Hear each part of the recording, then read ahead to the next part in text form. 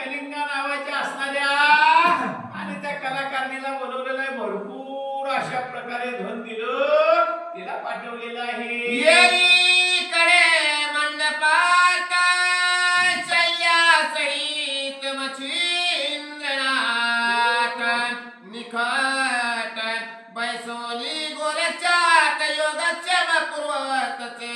असं म्हणले. आता इकडे गोरक्षनाथ आणि मच्छिंद्रनाथ होते त्यावेळेला बरं आहे का योगक्षेम एकमेकाचा आणि बोलू लागलेले आहे.